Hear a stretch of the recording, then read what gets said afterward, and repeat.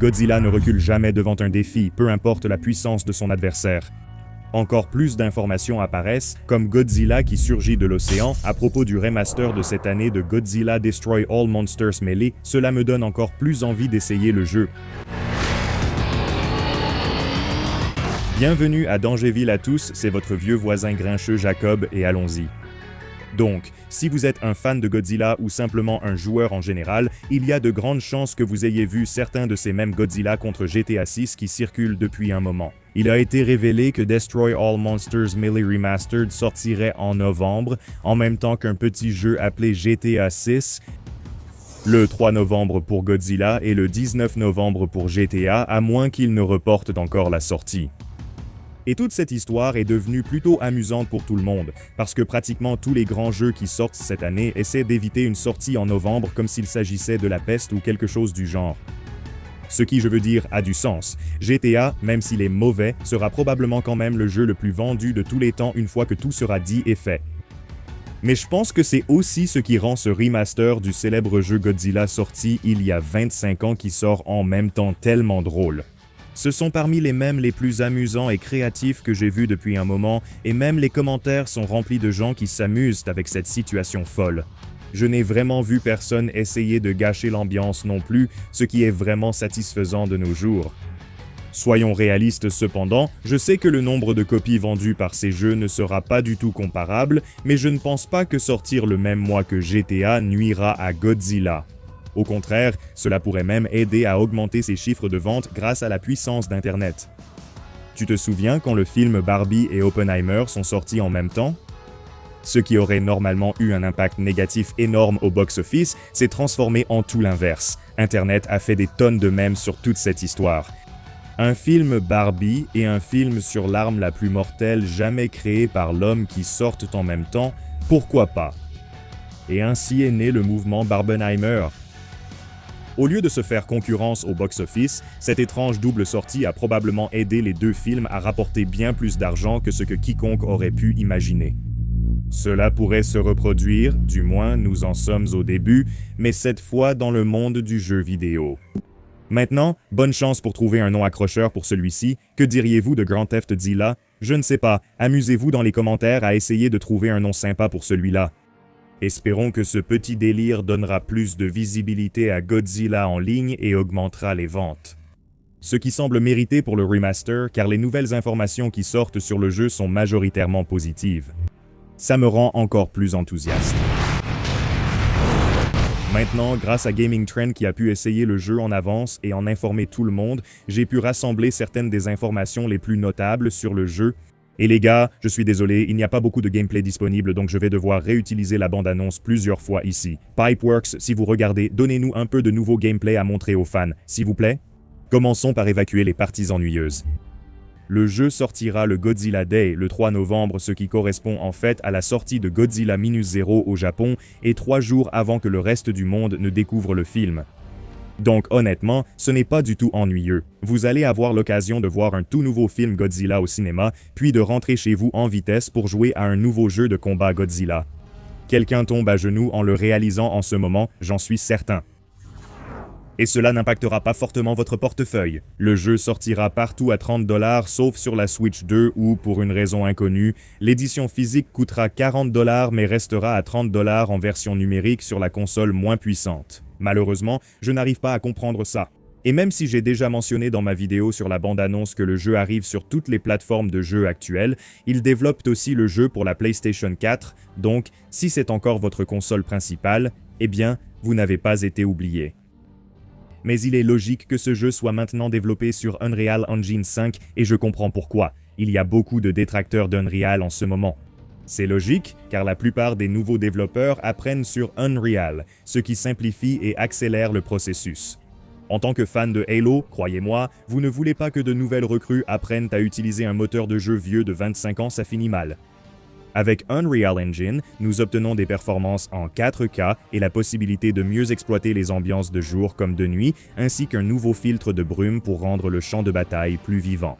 J'espère que d'autres paramètres météorologiques, comme la pluie ou la neige, seront ajoutés, mais aucune information n'est disponible pour l'instant. Je tiens aussi à préciser que les cartes seront légèrement plus grandes, plus interactives et comporteront globalement plus de bâtiments et de destruction qu'auparavant. Toutes les cartes originales de la version GameCube sont présentes dans le jeu. San Francisco, Seattle, Tokyo, Londres, Los Angeles, l'île des monstres, Osaka et le vaisseau mère. Les cartes bonus Xbox, auxquelles je n'ai jamais joué, n'étaient pas présentes dans la démo testée par Gaming Trends. Nous allons simplement devoir attendre et voir si elles seront un jour incluses dans le jeu.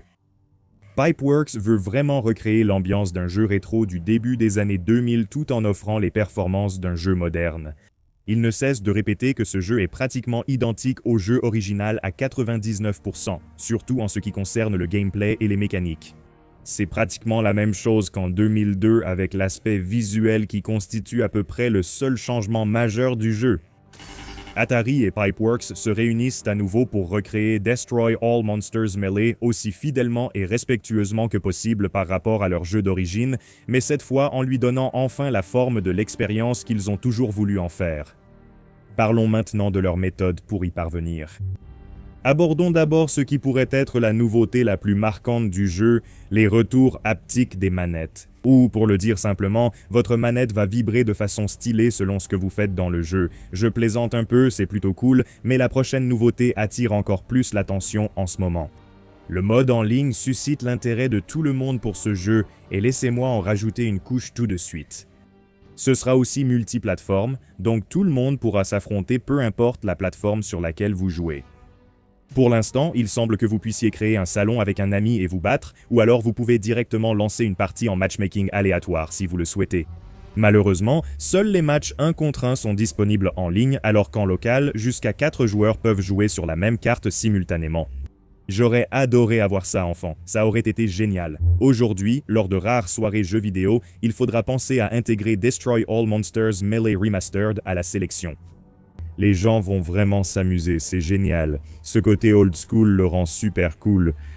Les modes aventure et survie font leur retour. Le mode aventure semble d'ailleurs recevoir le plus d'attention ici, mais il est aussi question de quelques autres modes à découvrir. Celui-ci est vraiment épique. Un mode coopératif local est maintenant disponible dans le jeu, ce qui veut dire que toi et une autre personne réelle, ou même un chien, pouvez vraiment vous asseoir et jouer ensemble, je suppose, dans la même équipe. Ça aurait été génial d'avoir ça enfant, mais je suis heureux que ce soit enfin possible aujourd'hui. L'ancien mode tournoi est de retour, mais avec une nouvelle apparence. Un système de tournoi plus professionnel permet désormais à 4 joueurs de s'affronter. Je ne sais pas encore comment cela fonctionnera en ligne. Espérons que quelqu'un de Pipeworks nous en dira plus à ce sujet avant la sortie. Le mode destruction a été repensé. Ici, vous marquez des points simplement en détruisant tout, comme son nom l'indique. Ces points permettent d'améliorer les statistiques et compétences de votre monstre. On ne sait pas si ces statistiques concernent uniquement le mode destruction, mais j'imagine qu'ils les excluront des modes versus pour plus d'équité. Personne ne veut être le débutant obligé d'affronter le gars qui a tout au maximum. Ce serait vraiment un moyen rapide de faire fuir les nouveaux joueurs, à mon avis. Chacun des monstres du jeu aura sa propre campagne scénarisée dans un sens qui serait différent du système de progression plus traditionnel de l'ancien jeu. Et il est expliqué qu'entre chaque combat, il y aura un peu de narration ajoutée pour rendre chaque monstre unique. Je me rappelle que l'ancien jeu avait l'alien qui apparaissait parfois, mais ce remaster va encore plus loin. Chaque monstre pourrait avoir sa propre cinématique ou histoire amusante, un peu comme les modes histoire en échelle des nouveaux jeux Mortal Kombat. Et Destroy All Monsters Melee Remastered commencera avec 4 monstres déjà disponibles. Je pense que ce sera Godzilla, King Ghidorah, Mechagodzilla de l'ère Showa, et le 4e monstre reste encore un mystère. Mais ne me tenez pas rigueur de tout ça. Avec l'ajout d'un nouveau système de déblocage basé sur une monnaie, il semble que vous allez pouvoir choisir quel monstre et quelle carte vous souhaitez débloquer ensuite, au lieu d'avoir un résultat prédéfini qui ne se produisait que lorsque vous terminiez le mode aventure, comme je crois que c'était le cas dans le jeu original. Chaque kaiju va avoir un tout nouveau modèle créé spécialement pour ce jeu, avec, paraît-il, une quantité incroyable de nouveaux détails ajoutés à chacun d'eux. Pour que Toho et les fans les plus passionnés de Godzilla remarquent et apprécient ce niveau de détail. Par exemple, le Mechagodzilla de l'ère Showa reste fidèle au design original du film, ce qui montre bien que leur objectif principal ici est de satisfaire la base de fans nostalgiques de Godzilla. Chaque détail, même les plaques dorsales de Godzilla, a été soigneusement travaillé pour rendre cela possible. J'espère toujours que chaque monstre pourra avoir une apparence issue de toutes ces différentes époques, comme par exemple le Mecha Godzilla de l'ère Heisei en option, mais à ce stade, je ne suis pas très optimiste à ce sujet. Et il paraît que la liste des monstres est presque identique à celle du jeu original, y compris l'ère Heisei, Godzilla, Godzilla 2000 Anguirus, Megalon, Orga, Rodan, King Ghidorah, Mechagodzilla, Gigan, Destoroyah, Kiryu. Désolé les gars, je me consacre aux jeux vidéo. J'avais la version GameCube à l'époque, donc voir Kiryu dans le jeu est nouveau pour moi, et c'est l'une de mes versions préférées du jumeau robotique de Godzilla, donc c'est le top pour moi. Voici un résumé de cette mise à jour pour Godzilla Destroy All Monsters Melee Remastered. Dès que nous aurons plus d'informations sur ce jeu, nous vous tiendrons au courant. C'est étrangement satisfaisant de pouvoir enfin parler d'un vrai jeu ici avec notre grand monstre, et j'espère que vous voudrez plus de contenu sur Godzilla Destroy All Monsters Melee Remastered. C'est tout pour le moment, merci d'être venu sur Dangerville.